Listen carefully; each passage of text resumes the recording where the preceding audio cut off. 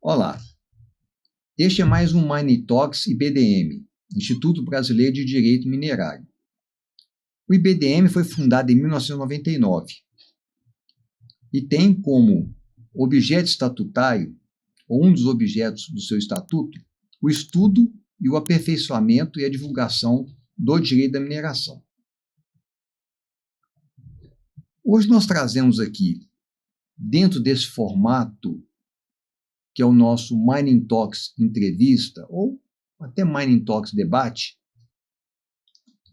Direito da Mineração, um livro que eu tive o prazer de organizar, publicação do Instituto dos Advogados de Minas Gerais, por seu Departamento de Direito da Mineração, que eu diria, primeiro, que é o único Instituto dos Advogados do Brasil que tem um Departamento de Direito da Mineração estruturado. E segundo, que nós realmente, lá nós trabalhamos bastante. O Instituto dos Advogados de Minas Gerais tem 110 anos, é uma instituição centenária, né? O primeiro presidente foi o Mendes Pimentel, vocês têm ideia da pujança, né, e da importância do Instituto. Nós falaremos aqui sobre, já que são dois especialistas em direito tributário, naturalmente vamos falar sobre tributação, direito tributário. Né? O nome do artigo já mostra a complexidade do assunto. A natureza jurídica e ampliação do conceito de produto intermediário a partir da atual jurisprudência do STJ. Vamos começar com a Flávia. Flávia, primeiro, dê um panorama, traduz aqui, para quem não seja tributarista, porque muitas pessoas que assistem ao nosso canal do IBDM gostam de mineração, mas não são tributaristas. Então, tenta dar um panorama para nós, por favor, aqui sobre o conteúdo. É um prazer estar aqui. Realmente, o nosso tema é um tema muito complexo mesmo. E nós abordamos esse assunto porque é um assunto inerente à atividade da mineração, esses produtos intermediários, e que impactam toda a cadeia produtiva dessas empresas. Bom, vou fazer um panorama geral. A Constituição Federal, ela possui um princípio chamado não cumulatividade, e nós tratamos especificamente disso relacionado ao ICMS. O que isso significa? O imposto devido naquela operação, ele vai ser abatido com o imposto que foi pago na operação anterior. Isso é um princípio da não cumulatividade, você evita o efeito cascata dentro daquela cadeia. Ocorre que os estados, a partir de legislações próprias, né, ou seja, legislações que não são legislações complementares, normalmente um regulamento de ICMS, ele veda essa apropriação de crédito nos produtos intermediários, afrontando tanto a Constituição quanto a Lei Candir, que é a lei complementar que rege o ICMS em âmbito nacional. E qual o argumento os estados usam para burlar isso? Essa é uma ótima pergunta, Dr. William. O que os estados eles argumentam, eles não afirmam que não há possibilidade de creditamento nos produtos intermediários. O que eles fazem usualmente é criar impasses para que esses produtos que são utilizados nessas discussões, eles sejam enquadrados como produtos de bens de uso e consumo ou produtos que integram o ativo fixo imobilizado. E aí, nesses casos, de fato, não será possível a apropriação desses créditos conforme previsto na Lei Candir. Então, os estados, eles criam essas restrições estaduais para vedar esse aproveitamento dos créditos em afronta tanto à lei complementar quanto à Constituição. Interessante. E quais são os estados? Porque a gente vê que quando um estado faz uma coisa, o outro copia, né? Tem a taxa de fiscalização que começou com um, aí o outro vai copiando. E nesse caso, como é que é o panorama nacional? Todos estão com esse procedimento? Eu posso dizer para vocês que todos os estados, né, Rodrigo? Com certeza. Todos os estados, eles possuem hoje em dia essa vedação, essa restrição ao crédito e violação ao princípio da não cumulatividade. Especificamente aqui em Minas Gerais, o Conselho de Contribuintes, ele reafirma essa restrição imposta pelo regulamento do ICMS e corrobora essa ideia de que não seria possível esse creditamento. Por outro lado, o Tribunal de Impostos e Taxas, o TIT lá de São Paulo, ele também veda, mas eu fiz algumas pesquisas até para complementar esse debate aqui hoje e eu verifiquei que em alguns casos, inclusive, por meio de perícia, eles concluem que de fato seria possível o creditamento. Mas há um primeiro princípio, né? A princípio, há uma primeira análise, eles também vedam esse creditamento em afronta à Constituição. O que chegou no TIT é porque o Estado autuou, né? Então, se chegou no tribunal, é porque algum fiscal discordou e autuou, né? Interessantíssimo. Com certeza. E aqui no artigo, vocês têm um enfoque na jurisprudência do STJ, né? Como que anda essa evolução ou involução da jurisprudência no STJ sobre esse assunto? Bom, a partir de 2023, o STJ ele passou a ter um entendimento mais amplo que seria um produto intermediário, principalmente no caso Ayambi, que foi julgado o princípio da não cumulatividade e esse aproveitamento de crédito para o PIS e para a COFINS. E o que restou decidido é que seria possível esse creditamento para aqueles produtos intermediários que são essenciais e relevantes. E aí, fazendo um panorama com o ICMS, tem algumas decisões do STJ que trazem esse julgado para afirmar, então, que os produtos intermediários, na perspectiva do ICMS, que poderiam ter o creditamento, também são aqueles essenciais, relevantes e que fazem parte do objeto social da empresa, que são, de fato, empregados no processo produtivo. Então, há, inclusive, uma decisão recente do STJ em que ele diz que apenas o que a empresa precisa comprovar é somente que esse produto intermediário ele é utilizado na consecução das suas atividades para permitir esse crédito de ICMS. Então, houve essa mudança jurisprudencial, esse entendimento. Dá um direcionamento melhor para esse assunto, né? Com certeza, doutor William. Veja bem, assim, para a gente trazer exemplos, né, para sair um pouco do campo abstrato que a gente está falando, para o estado de Minas Gerais, a mandíbula de um britador de uma empresa mineradora não é um produto intermediário da atividade de mineração. Então, é isso que nós estamos falando. A energia elétrica utilizada na estação de bombeamento para a utilização daquela água num mineroduto não é um produto intermediário da mineração. Então, é esse o nível de interpretação que o Estado de Minas Gerais chegou. Aquela rampa, né, onde é colocada a esteira, onde é colocado o minério de transporte, a esteira transportadora, para o Estado de Minas Gerais é um bem de uso e consumo. Não é um produto intermediário da atividade. Quando ele diz que é um bem de uso e consumo, não gera o creditamento. Né? E eu venho ao STJ e diz, olha, tem que ser essencial e relevante para o objeto social. É uma empresa mineradora? Sim. Uma transportadora, uma esteira de transporte de minério, ele é utilizado na consecução do objeto social? Sim. Então, eu tenho que reconhecer o crédito. Né? Esse é o ponto central aqui da discussão. É muito bom. Dá um direcionamento, mas os estados não vão abrir mão fácil. Não vão abrir mão.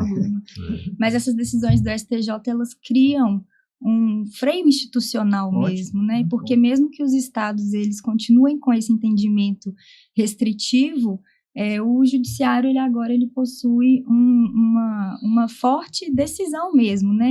Inclusive em repetitivo, para poder conceder esses créditos que são inclusive previstos na Constituição. Então nós estamos dizendo que, eu diria, essa definição demorou mais de 30 anos para acontecer. Essa discussão vem desde a Constituição de 88 e agora é que ela começou a ter um posicionamento. Exatamente, ela surge agora, num contexto, né, de que o ICMS tem data para acabar. Interessante, né, com a reforma tributária.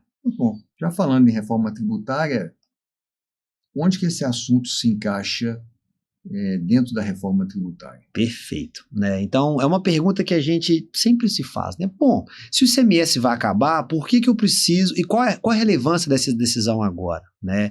E por que os estados estão brigando para não reconhecer esse crédito? Porque tem um dispositivo lá na emenda constitucional 132 que ele diz que quem tiver crédito de ICMS reconhecido vai poder abater esse crédito com os novos tributos, especificamente com o IBS. Então, o que os estados viram? Uma oportunidade de passar uma régua e falar, olha, o que ficou para trás deixa de existir. E os contribuintes, por outro lado, dizendo, não, peraí, eu quero reconhecer o meu crédito de ICMS porque eu vou poder abatê-lo com o IBS-CBS. Então, como o senhor colocou muito bem aqui no início, doutor William, quando a gente fala de tributo, as coisas não acabam, né? Então, surge agora um novo contencioso do ICMS que vai perdurar aí durante muitos anos para que os contribuintes consigam ali aproveitar algum crédito vinculado à reforma tributária. É muito interessante. Bom, aqui no nosso nosso planejamento, nós sempre temos um assunto principal. Não é? Agradeço a participação de vocês aqui no livro. É muito bom. Nós que agradecemos. E eu sempre trago um outro livro. Eu costumo dizer que eu tenho 3 bibliotecas. Uma de Direito da Mineração, que é a maior de todas. Tenho livros jurídicos não relacionados diretamente com Direito da Mineração e a minha biblioteca particular, que é a que está ficando para trás em termos de leitura. Tá certo? Não estou gostando muito disso não, mas quem sabe, né? E dentre esses livros jurídicos, que eu chamaria, não de cabeceira, mas que estão sempre na mesa, sabe? Você está sempre consultando e tal. Esse aqui. O livro já está, o livro está cheio de bordas, é sinal que está sendo lido, tá certo? Fábio Gomes é um juiz do trabalho no Rio de Janeiro e chama O Retorno ao Positivismo Jurídico, Reflexões Críticas de um Juiz Desencantado. O que ele aborda aqui nesse livro, em síntese? Ele diz o seguinte, que a criação aleatória de princípios jurídicos está acabando com o direito positivo. E eu concordo. Entendeu? 100%. Sabe? E aqui ele faz referências assim, e cita casos complexos. E isso a gente vê hoje, né? Porque quando nós falamos de princípios, não é um negócio simples. São princípios positivados, muito bom.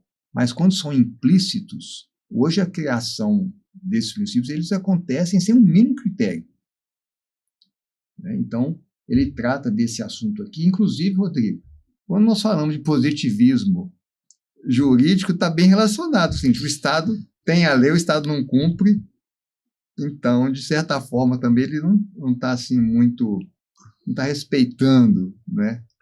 Eu diria que o Estado Democrático de Direito ele tem a base no positivismo jurídico, não aquele positivismo jurídico rígido, imutável, secular, porque a sociedade evolui, o direito evolui, né? Mas um direcionamento, até em homenagem ao poder legislativo, né? A tripartição de poderes, um respeito ao direito positivo precisa ter.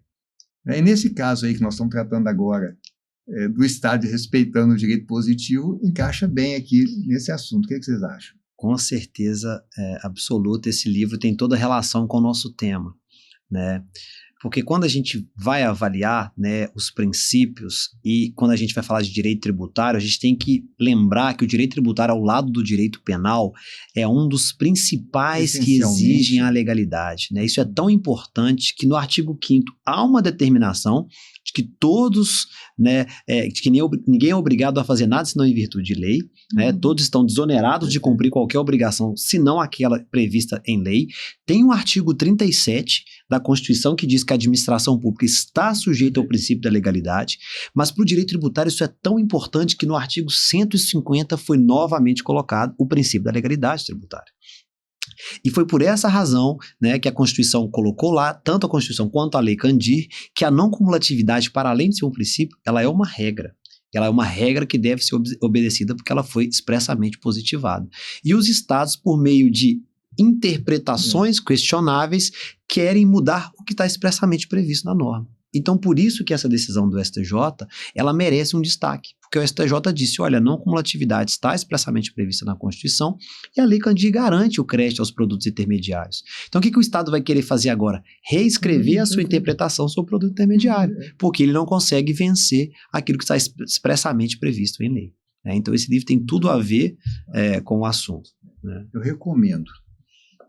Eu sempre brinco que eu pareço um dinossauro porque eu sou, né, um dos defensores ferrenhos do positivismo jurídico, mas desse mundo atual eu acabo parecendo um dinossauro porque eu concordo plenamente com a necessidade de retorno ao positivismo jurídico.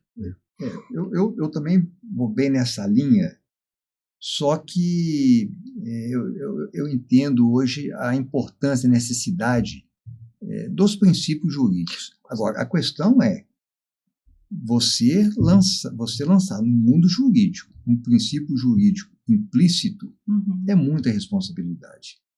Sr. William, nesse assunto tem até um trabalho muito interessante do Ávila, que é a Expedição Tributarista. Eu sei que o senhor gosta muito Ávila, dele. Teoria da Segurança Jurídica. Exatamente. Teoria dos Princípios. Eu até já apresentei esses livros num outro Mining Talk. São outros livros também que tem que ficar na mesa. Esse aí, qualquer jurista, qualquer pessoa que gosta do direito... Teoria dos Princípios Teoria dos da Princípios. Segurança Jurídica? No trabalho que ele foi de titulação da USP, ele propôs algo inédito, quer dizer, por exemplo, que não existe o princípio da primazia do direito público. Ele falou, eu procurei na Constituição e não achei na Constituição. E esse princípio da primazia do interesse público, ele, por exemplo, é reiteradamente aplicado em direito tributário. Para dizer que, olha, numa interpretação que privilegia o particular de administração pública, nesse caso eu vou relativizar a legalidade por esse motivo. E é exatamente a importância de nós retornarmos ao positivismo jurídico, porque os princípios têm a sua importância, né? Mas, dada a sua abrangência hermenêutica, nós precisamos também delimitá-los. Muito bom. Muito bom. Excelente. Olha, agradeço vocês dois por participarem aqui desse Mining Talks. São 26 anos do IBDM e nós vamos para mais 26, pelo menos. Com certeza. Tá bom? Parabéns, Dr. William, pela iniciativa e pelo convite. Maravilha. Este foi mais um Mining Talks. Esperamos vocês no próximo. Até.